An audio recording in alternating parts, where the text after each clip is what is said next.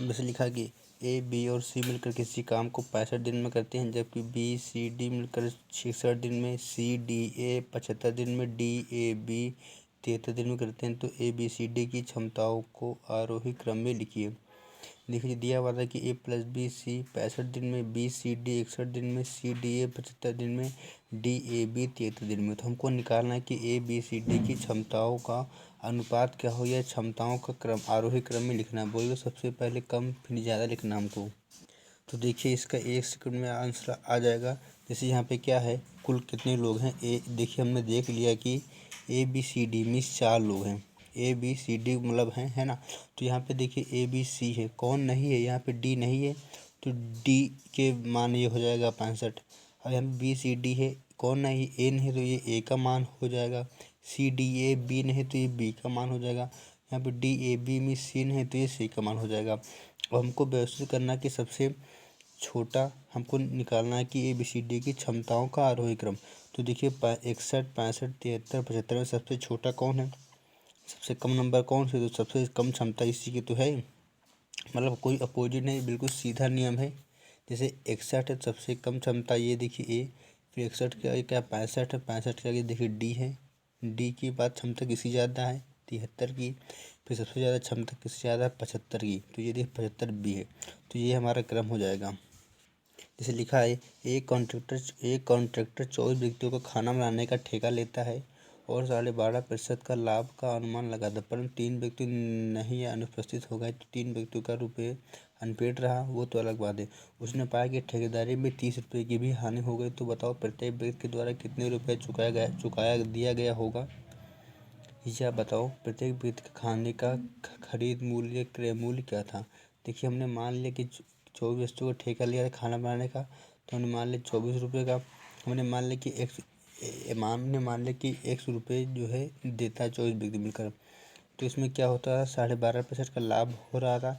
12.5% का हो जिसका मान 1/8 को हो, है ना। तो 24 का 1/8 कितना आएगा, 3 आएगा, 3 जोड़ देंगे तो 27 आ जाएगा। उसके बाद देखिए क्या हुआ कि उसमें 3 व्यक्ति जो है अनुपस्थित रहे, मीन्स 24 व्यक्ति ना आकर 3 माइनस किया तो 21 व्यक्ति आए। तो उसमें क्या हुआ कि 30 रुपये की हानि हुई, है ना। देखिए लाभ बराबर क्या होता है, विक्रय मूल्य माइनस क्रय मूल्य। हमेशा लाभ बराबर क्या होता है, विक्रय मूल्य माइनस क्रय मूल्य। और हानि बराबर क्या होता है, क्रय मूल्य माइनस विक्रय मूल्य, या C P minus S B. तो यहाँ पे देखिए बेचा क्या कि 24 का खरीदा था, 24 बराबर कितना 27 का था, तो एक का निकाल लिया, 27/24 आ गया। हमको निकालना है कि 21 का, तो 21 का निकाल दिया तो गुणे 21 कर दिया, तो आ गया 189/8। और यहाँ पे बोला कि 30 रुपये की क्या हुआ, हानि हुई है ना। तो हानि हुई है मतलब कि C P minus S P. तो सी पी कितना था 24x माइनस एस पी कितना है, तो ये देखिए हमने एस पी निकाल लिया 189/8। एक्स यहाँ पे लिखा है, एक यहाँ पे लिखा था, एक यहाँ पे लिख दो, क्योंकि एक्स यहाँ लिखा था, एक यहाँ पे लिख दिया, है ना। तो वही लिख दिया कि 30 रुपये की हानि हुई, तो बराबर 30 लिख दिया। हानि बराबर का C P minus S B, तो C P minus S B निकाल लिया। यहाँ से हमारी एक से के आगे 80 रुपये आंसर आ गई। मीन्स 24 वस्तुओं का देखिए खरीद मूल्य 24 रुपये को बेच रहा है, 24 वस्तुओं को बेच रहा है 27 रुपये में। तो एक वस्तु को कितने में बेचेगा, वही लिखा है यहाँ पे, 24 वस्तुओं को बेचा 27 रुपये में, तो ये वस्तु किसने बेचेगा, एक के लिए देखिए अपान में कर देते हैं, तो 27/24 हो गया। और हमको निकालना 21 का मूल्य, 21 वस्तु हमको ये देखिए एक तरीके से वस्तु मानेंगे, तो 21 वस्तु का मूल्य निकालने के लिए 27/24 गुणे 21 कर देंगे, तो ये हमारा क्या है, विक्रय मूल्य आ जाएगा। यहाँ बोला कि हानि हुई है, तो हानि बराबर तो C P minus S P, तो C P minus S P कर दिया। देखिए यहाँ पे क्या लिखा हुआ है, 3 व्यक्ति ए बी सी मिलकर एक व्यापार आरंभ करते हैं। उनके द्वारा निवेश की गई पूंजी के समय का अनुपात दिया हुआ 2:3:4 तथा उनके द्वारा लाभ का अनुपात दिया हुआ 1:2:3। हमको निकालना कि पूंजी का अनुपात। देखिए जितना ज़्यादा पैसा आप जितना अधिक समय के लगाएंगे उतना ज़्यादा आपको लाभ होगा। जितना ज़्यादा पैसा आप जितने समय के लगाएंगे, तो पूंजी को समय बराबर क्या होता है, लाभ होता है। यहाँ पे देखिए समय का अनुपात दिया हुआ है और किसका अनुपात दिया है, लाभ का अनुपात दिया हुआ है। हमको निकालना है पूंजी का अनुपात। पूंजी बराबर क्या होता है, लाभ बटे समय। पूंजी बराबर क्या होता है, लाभ बटे समय। लाभ कितना हो रहा है 1, समय कितना 2, 1/2, 2/3, 3/4। अब यहाँ से देखिए इसको अनुपात बराबर कैसे करेंगे, अनुपात है तो अंश, बराबर है तो हर, मीन्स 1 × 3 × 4, 2 है तो 2 × 4, 3 है तो 3 × 2 × 3, हमारा ये आंसर आ गया। अब इससे आगे चलते हैं। 4 व्यक्ति ABCD मिलकर व्यापार आरंभ करते हैं। उनके द्वारा निवेश की पूंजी का अनुपात 2:3:4 है। उन सभी को बराबर लाभ प्राप्त होता है। देखिए बराबर लाभ प्राप्त होता है कहने का मतलब है 1:1:1। तो बताओ उनके द्वारा पूंजी को समय के किस अनुपात में निवेश किया होगा। हमको समय निकालना है। समय बराबर क्या होता है, लाभ बटे पूंजी। समय बराबर लाभ बटे पूंजी, तो लाभ 1/2, 1/3, 1/4, 1/5। यहाँ से हल कर लेंगे तो हमारा आ जाएगा 30, 20, 15, 12। देखिए सबसे बड़ी मेन बात ये होती है, जब भी आपको देखिए A प्रपोर्शनल टू B का हो, समानुपाती का हो या अनुक्रमानुपाती को ये लिखा रहता है, तो मीन्स इस समानुपाती का मतलब होता है क्या करेंगे, अगर समानुपाती को साइन लगा तो हम इसको इक्वल में अपोजिट साइड लिख देंगे। जैसे A समानुपाती B दिया हुआ है या B समानुपाती C दिया हुआ है, तो हम बराबर लगाकर इसको अपोजिट साइड में लिख देंगे। कहने का मतलब A बराबर B रख देंगे। ये देखिए क्या लिखा है, अपोजिट साइड पर बराबर कर देंगे। और अगर A व्युत्क्रमानुपाती B दिया विलोमानुपाती दिया हुआ है, तो कहने का मतलब देखिए कि अपोजिट्स, जिस प्लस माइनस क्या होते हैं, प्लस माइनस एक दूसरे को अट्रैक्ट करते हैं। ये एक दूसरे के अपोजिट हैं, तो अपोजिट है ना, प्लस माइनस तो क्या एक दूसरे को अट्रैक्ट करेंगे, और अट्रैक्ट करेंगे तो हम एक ही साइड दोनों को लिखेंगे। ये दोनों दुखे क्या थे, सेम थे, सेम मतलब लिंग के थे, जेंडर का था। और सेम लिंग में नो अट्रैक्शन होता है, अट्रैक्शन नहीं होगा तो क्या दूर दूर रखेंगे। कहने का मतलब है A व्युत्क्रमानुपाती B जहाँ भी लिखा होगा आपको तुरंत आप अपोजिट साइड बराबर कर देंगे। और अगर व्युत्क्रमानुपाती दिया हुआ है तो हम, क्योंकि ये अपोजिट साइन के हैं, तो इसलिए इनको हम एक ही साइड रख देंगे। अब जैसे यहाँ पे लिखा है देखिए P बोले तो प्रॉफिट, C से क्या होता है कैपिटल विरुद्ध पूंजी।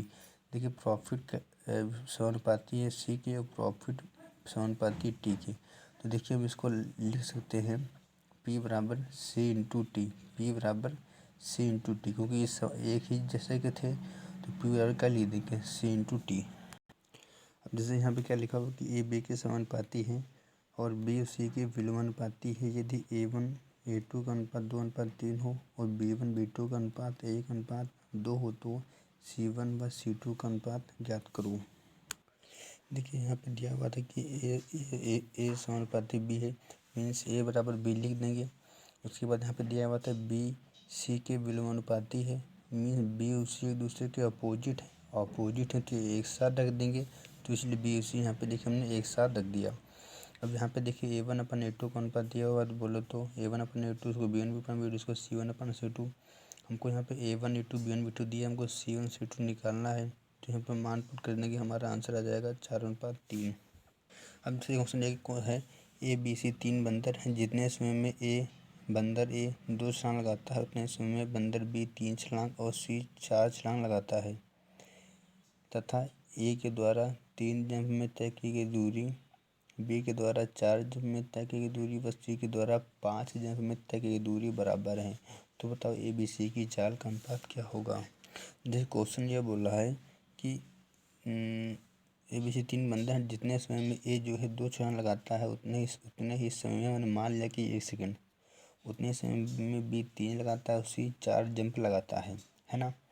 उसके बाद देखिए क्या किया, A के द्वारा तय की गई दूरी, अच्छा A के द्वारा 3 जंप में तय की गई दूरी बोल दो डिस्टेंस, दूरी A के द्वारा 3 जंप में तय की गई दूरी, B के द्वारा 4 जंप में, C के द्वारा 5 जंप तक की दूरी बराबर। तो देखिए हमने बराबर लिख दिया। क्वेश्चन बोल रहा है कि क्या कर रहा है कि तय की गई दूरी बराबर है, तो बराबर लिख दिया। अब देखिए बराबर है तो हर से, या तो आदमी को अपना काम नहीं पसंद, बगल वाला काम पर आदमी अच्छा लगता है हमेशा आपको, है ना। तो 5 को 20 लिख दिया। इसका निकालना तो 5 15 देखिए लिख दिया। इसका मान निकालना तो 3 चौको 12 लिख दिया। ये आप इन 3 4 5 के एलसीएम ले सकते थे, 60 आएगा। 60 से 3 को 60 भाग कर 20 आएगा, 4 से इसको करेंगे 15 आएगा, इसको करेंगे 12 आएगा। अब इसके बाद हमको क्या निकालना था कि ABC की चाल निकालना था। चाल बराबर क्या होता है, दूरी गुणे समय होता है। तो ये देखिए दूरी गुणे समय, 20 दूना 40, 15 45, 12 चौक 48। और थोड़ा उसको भी ध्यान दीजिए कि 1 सेकंड में देखिए 2 जंप लगाता है और इसमें कितना दूर तय करता है 20 मीटर, तो इसलिए 20 दूना 40 मीन्स 40 मीटर ऐसे आ गया। या आप इसको ऐसे भी निकाल सकते हैं 20 दूना 40, 15 था 45, 12 चौक 48।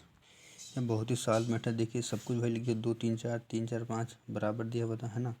इसके बाद देखिए क्या करना है, हमको निकालना था चाल। तो इसके नीचे वाला इसको छोड़कर बाकी से मल्टीप्लाई कर दो, 2 चौको 8 पंजे 40। अब इसका निकालना तो इसको छोड़कर बाकी से मल्टीप्लाई कर दो, 3 त्रिक 9 पचे 45। इसका निकालना तो इसको छोड़कर बाकी से मल्टीप्लाई कर दो, 4 तो 16 48। हमारा ये आंसर आ गया। देखिए ये क्वेश्चन चोर पुलिस कुत्ता फिर जब 3 लोग हों तो इनमें देखिए मेन कॉन्सेप्ट यह है कि देखिए हमेशा पुलिस की स्पीड जो है चोर से ज़्यादा होगी। और अगर कुत्ता भी क्वेश्चन आ गया है तो कुत्ते की स्पीड जानते हैं अब दोनों से ज़्यादा होगी, क्योंकि कुत्ते का मेन काम है वहाँ पे जाना।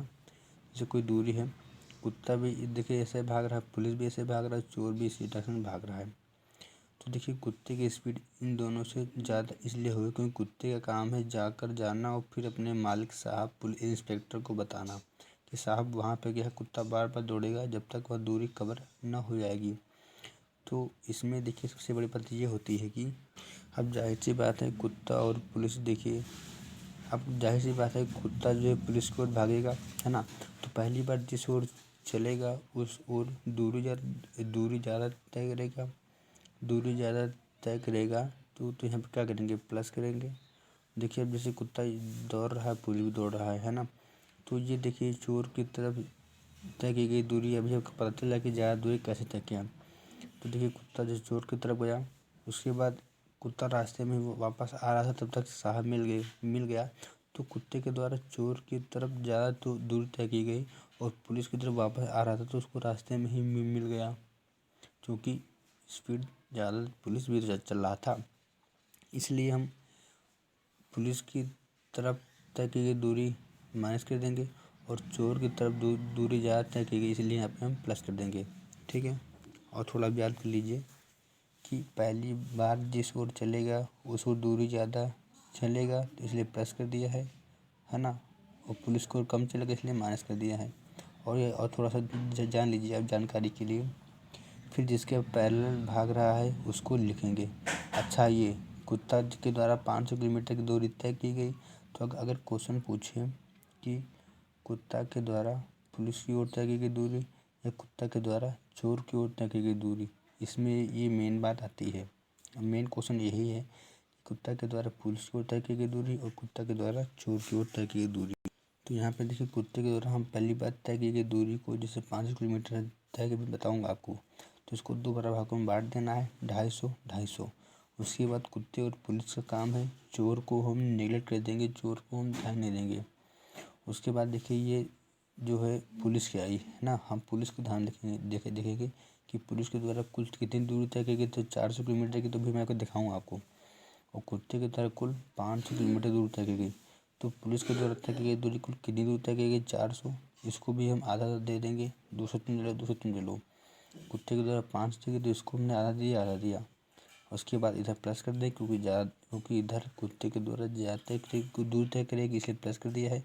इधर कम दूर तय होगी कुत्ते के द्वारा पुलिस की ओर, इसलिए माइनस कर दिया है। यही हमारा हो जाएगा आंसर। ये क्या है, चोर की ओर कुत्ते ज़्यादा दूर तय करता है इसलिए प्लस किया है।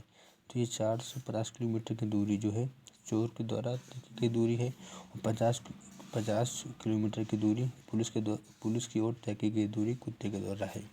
देखिए यहाँ पे लिखा हुआ है, एक चोर चोरी करके 30 किलोमीटर प्रति घंटे की चाल से भागता है और 100 किलोमीटर की दूरी तय करने के बाद पुलिस को पता चलता है और पुलिस वाले चोर का पीछा करते हैं, जो कि 40 किलोमीटर की चाल से मतलब पुलिस भागता है, 40 की स्पीड से पुलिस भागता है और 30 की स्पीड से चोर भागता है। 100 किलोमीटर के बीच की दूरी है ना।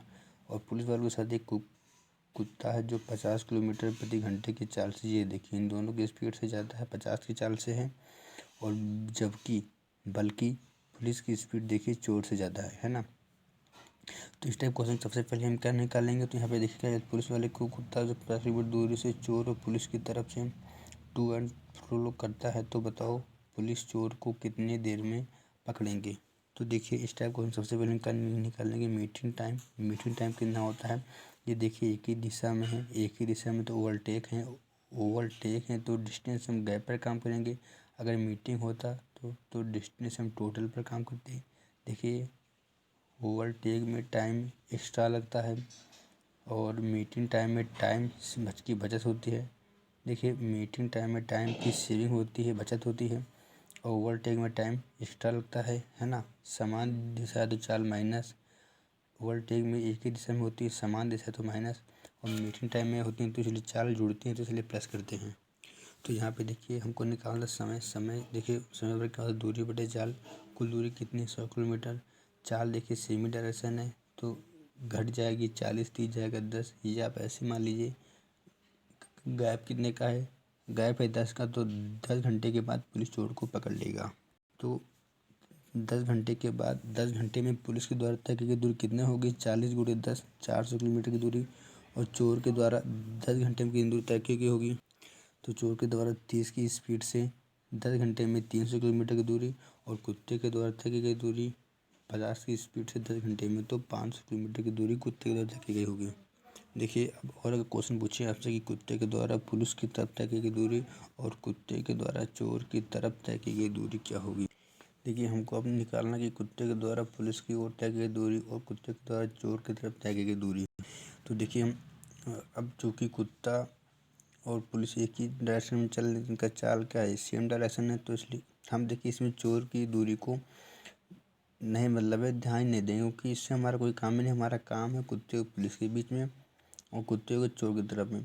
फिर भी हम चोर की से हमसे कोई स्पीड मतलब नहीं, हमको केवल अब जब भी ये आए क्वेश्चन आएगा तो हम केवल पुलिस की और कुत्ते की से काम होगा। पुलिस तो इन दोनों पे काम होगा, चोर पे काम नहीं होगा। अब देखिए जब कुत्ता जो है पुलिस की तरफ भाग समान डायरेक्शन है तो है ना, समान डायरेक्शन क्या होता है, घटती है ना। तो 50 चल जाएगा 10 आ जाएगा।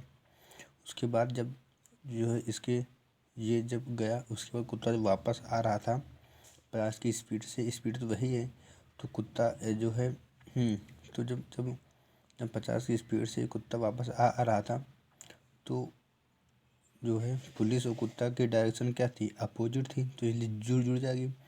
तो 50 40 कितना हो जाएगा, 90 हो जाएगा। तो यहाँ से अगर काट दे तो ये कितना आ जाएगा, 1:9 आ जाएगा। कुल कितना है 10।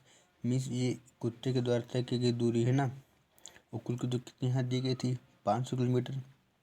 तो 10 बराबर कितना हो जाएगा 500, एक बराबर कितना आ जाएगा 50, एक बराबर 50 है ना। तो एक बराबर 50, तो एक बराबर 50 किलोमीटर की दूरी तय हुई कुत्ते के द्वारा। और यहाँ से कितना आ जाएगा, तो 9×5 = 45, यहाँ कितना आ जाएगा 450 किलोमीटर की दूरी। क्योंकि पहले हमने देखिए इसका निकालना कि कुत्ता और पुलिस का, तो ये देखिए पुलिस की ओर तक की दूरी हुई है 50 किलोमीटर। और फिर इसके बाद हमने चोर का निकाला तो ये क्या है, चोर है। तो चोर के द्वारा चोर की ओर तक की दूरी कितनी है 450 किलोमीटर।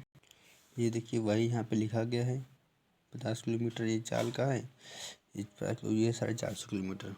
अब जैसे यहाँ पे लिखा हुआ देखिए, अगर टुगेदर है एक साथ साथ अगर पहन सकते हैं तो गुणा कर देंगे, अगर अलग अलग या नहीं पहन सकते हैं तो क्या कर देंगे, प्लस कर देंगे। देखिए 12 ब्लेजर 10 शर्ट और 5 टाई, तो ब्लेजर और शर्ट और टाई एक साथ पहन सकते हैं। तो मैंने बताया आपको कि जब एक साथ पहन सकते हैं तो मल्टीप्लाई कर देंगे, और जब एक साथ नहीं पहन सकते तो क्या मतलब अलग अलग तो क्या देंगे, प्लस कर देंगे। तो ब्लेजर शर्ट और टाई पहन सकते हैं एक साथ तो यहाँ पे मल्टीप्लाई कर दिया है 12×10×5। इसी तरह देखिए क्वेश्चन ये भी था, थोड़ा हटके है। एक व्यक्ति के पास 5 शर्ट 6 धोती और 8 कुर्ता। देखिए धोती और कुर्ता एक साथ नहीं पहन सकते हैं है ना, तो क्या होगा, आखिरी में दोनों को जोड़ेंगे। एक व्यक्ति के पास 5 शर्ट 6 धोती 8 कुर्ता है, तो बताओ इन सभी को एक साथ कितने तरीके से पहना जा सकता है। तो धोती और देखिए शर्ट पहन सकते हैं एक साथ, तो 5×6 30 हो गया। धोती कुर्ता पहन सकते हैं 6 × 48 हो गया। और उसके बाद देखिए दोनों अलग अलग जोड़ दिए 30 और 48 कितना 78 आ गया। इसलिए एक व्यक्ति के पास 5 शर्ट 6 पैंट और 3 धोती है, तो बताओ उन सभी को कितने तरीके से पहना जा सकता है। तो पैंट और शर्ट पहन लेंगे एक साथ में तो 5 × 30, और धोती और शर्ट पहन लेंगे तो 5 × 15, तो 30×15 कितना होगा 45 होगा। देखिए बहुत इंपॉर्टेंट बात है कि पैलिंड्रोमिक नंबर, ये पैलिंड्रोमिक नंबर क्या होता है, ये देखिए पैलिंड्रोमिक नंबर होता है जिसका पहला और अंतिम अंक क्या होता है, समान होता है। ये बोले तो ए लिखा है तो इसका अंतिम अंक भी अपने आप ए लिख जाएगा है ना। जैसे यहाँ पे बी लिखा तो ये इसका दूसरा, जैसे 4 खाने हैं तो यहाँ पे अगर 9 अंक लिखा तो यहाँ पे ऑटोमेटिक 9 लिख जाएगा। और यहाँ पे अगर जैसे 8 लिखा तो हमने यहाँ पे ऑटोमेटिक 8 हो जाएगा। और लेकिन जब ये इस ओर ऑटोमेटिक होगा सेम, क्योंकि ये 8 लिखा है ना, तो इसको हम एक मान लेंगे। जैसे 9 लिखा है, यहाँ पे 9 हमने लिख दिया, तो ये मतलब एक बार फिर हो गया, तो इसको हम क्या एक मानेंगे। ये जो पेंटोनिक नंबर जो है क्या होते हैं, जैसे 4 जैसे लास्ट डिजिट सेम है ना, तो ये क्या है, पेंटोनिक नंबर है। अब अंदर 3 है। देखिए 11 की डिविजिबिलिटी के लिए आप एक का पेयर बना सकते हैं और इसको माइनस कर सकते हैं। 4 से 3 जाएगा कितना, 3 से 4, 4 से 3 जाएगा 1, और 3 से 4 घटाएंगे तो माइनस के 1 आएगा, है ना। 3 से 4 घटाएंगे तो 1 आएगा। मीन्स इनको जोड़ दें -1 प्लस तो 0 आ जाएगा। तो ये 11 से डिविजिबल है। अगर ये आप 2 का पेयर बना सकते हैं, इनको आपस में जोड़ दीजिए। 43 और 34 कितना आएगा, 77। क्या जो 11 से डिविजिबल है, तो 11 से डिविजिबल होगा। देखिए पेंटोनिक नंबर में अगर कुछ नहीं बोलता तो हम रिपीटेशन होगी, लेकिन जनरली हम क्या मानते हैं कि अगर कुछ नहीं बोलेगा तो रिपीटेशन नॉट अलाउड। लेकिन जस्ट उल्टा इसमें ये होता है, पेंटोनिक नंबर में अगर कुछ नहीं कहा है तो रिपीटेशन अलाउ है। देखिए पेंटोनिक नंबर जो होते हैं वो देखिए मतलब 1 1 1 1 2 2 2 2 ये भी होते हैं। और जैसे 2 इधर लिखा है तो 2 इधर भी होगा, 3 इधर लिखा है तो 3 इधर भी होगा, है ना। तो ये पेंटोनिक नंबर हैं। देखिए पेंटोनिक नंबर में जब पुनरावृत्ति ना हो कहेगा तो मानेंगे कि पुनरावृत्ति ना हो, लेकिन अगर कुछ नहीं कहेगा तो मानेंगे कि पुनरावृत्ति होगी। जैसे फ़ोन का पासवर्ड है तो इसमें भी क्या होती है, मतलब कुछ नहीं कहेगा तो क्या होगी, हम पुनरावृत्ति मानेंगे पुनरावृत्ति हो रही है। और पेंटोनिक नंबर और पासवर्ड ये दोनों में पुनरावृत्ति होगी अगर कुछ नहीं कहेगा तो। अब जैसे यहाँ पे दिया देखिए ABCDEFGH कुछ ABCDEFG कुछ कुल 8 अक्षर हैं। से 5 अंकों का पेलेंटोनिक शब्द बनाया जाता है यदि किसी भी अक्षर की पुनरावृत्ति ना हो। छोड़िए, देखिए पेलेंटोनिक नंबर होता है, जैसे ए लिखा है ए तो इधर भी ए होगा, बी इधर लिखा तो बी इधर भी होगा, सी इधर लिखा तो सी इधर भी होगा, डी इधर लिखा डी इधर भी होगा। और इसकी विशेषता ये है, जैसे ए इधर लिखा ए इधर भी होगा तो इसको 1 मानेंगे, इसकी जगह पर हम 1 लिख देंगे। बी इधर लिखा तो अभी बता रहा हूँ आपको। अब जैसे कि यहाँ पे बोल रहा है कि पुनरावृत्ति ना हो, कुल 8 अक्षर हैं तो 8 यहाँ पे आ सकते हैं। उसके बाद यहाँ पे देखिए 1 मानेंगे, मैंने बताया आपको कि दोबारा रिपीट होगा तो क्या होगा, दोबारा सेम होगा तो यहाँ पे आएगा रिपीट, है ना। तो 1 मानेंगे। 7 आएगा यहाँ पे 1 मानेंगे। उसके बाद 8 अंक थे, फिर 7, फिर 6, क्योंकि पुनरावृत्ति नहीं हो रही तो ये 6 हो गया। हमको निकालना है तो संख्या, तो 8 × 7 × 6 हमारा यहाँ आंसर आ जाएगा। लेकिन अगर आप यही आपसे कहे कि ABCDEFGH से 4 शब्दों के कितने पेलेंटोनिक शब्द बनाए जा सकते हैं, मीन्स जब कुछ नहीं कहा तो क्या मानेंगे, पुनरावृत्ति होगी। जब पुनरावृत्ति होगी तो हम कुल 8 अक्षर हैं तो यहाँ पे 8 आ सकता है। 8 आ सकता है तो यहाँ पे ऑटोमेटिक उसका वो क्योंकि नंबर की विशेषता है, पेलेंटोनिक नंबर विशेषता कि ये भी आ जाएगा, 1 आ जाएगा। और यहाँ पे फिर 8 आ सकते हैं 8 तरीके से, तो यहाँ पे 1 हो जाएगा। तो 8 है 64 हमारा इसको आंसर आ जाएगा। लेकिन अगर जैसे को हमने ये लिखा कि 0 से 9 तक के सभी अंकों का प्रयोग करके 6 अंकों के कितने पेलेंटोनिक संख्याएं बनाई जा सकती हैं। अब देखिए क्योंकि इसमें कहा नहीं तो मानेंगे पुनरावृत्ति हो सकती है। कुल कितनी संख्याएं हैं, 0 से लेकर कुल 10 संख्या हैं, लेकिन 0 यहाँ पे नहीं आ सकता। तो मतलब कि ये 9 तरीके से लिख सकते हैं। हमको कितने बनाना, 6 बनाना था तो 1 2 3 4 5 6 दिया। तो यहाँ पे देखिए 9 तरीके से भर सकता है, तो इसका हमने मान लिया 1। उसके बाद देखिए अब 0 नहीं आएगा, है ना। अब इस पे देखिए कुल सब आ सकते हैं। कुल कितने हैं, 9, 0 से 9 तक कुल 10 संख्या है, तो यहाँ पे 10 आएगा तो इसका यहाँ पे 1 मान लेंगे। फिर यहाँ पे 10 आएगा तो इसका 1 मान लेंगे। तो 9 × 10 × 10 कितना आ जाएगा, 9 हो जाएगा हमारा आंसर। देखिए 4 अंकों का पेलेंटोनिक नंबर हमेशा 11 से डिविजिबल होता है। अब जैसे यहाँ पे लिखा कि सभी अंकों का प्रयोग करके 4 अंकों के पेलेंटोनिक नंबर बनाए जाते हैं, तो बताओ कितनी संख्याएं 11 से विभाजित हैं। क्योंकि आप जानते हैं कि 4 अंकों की पेलेंटोनिक नंबर हमेशा 11 से विभाजित होती है, तो ये तो बात ही हटाओ। और हमको केवल इतना बनाना है कि 0 से 9 तक संख्या का मतलब हम मान लेंगे कि संख्या इतने हैं। हमको बनाना है 4 अंकों के कितने अंक बनाए जा सकते हैं। और चूँकि यहाँ पे कुछ कहा नहीं तो मान लेंगे पुनरावृत्ति होगी। तो 0 से 9 तक तो पहले स्थान पे 9 आ सकते हैं, क्योंकि 0 नहीं आएगा तो कुल कितने 9 तो आ सकते हैं। उसके बाद दूसरे स्थान पर सब आ सकते हैं, तो इसलिए 9 देखिए 9 यहाँ आए तो इसका हमने 1 मान लिया। और दूसरे स्थान पे कुल कितने आ सकते हैं, कुल आ सकते हैं 10 लिख दिया, इसका हमने 1 मान लिया, तो 9 गुणा 10 कितना 90 हमारा ये आंसर हो जाएगा। और यहाँ पे क्या लिखा है कि ये 600 तरीके से ये शर्ट पैंट पहन सकते थे।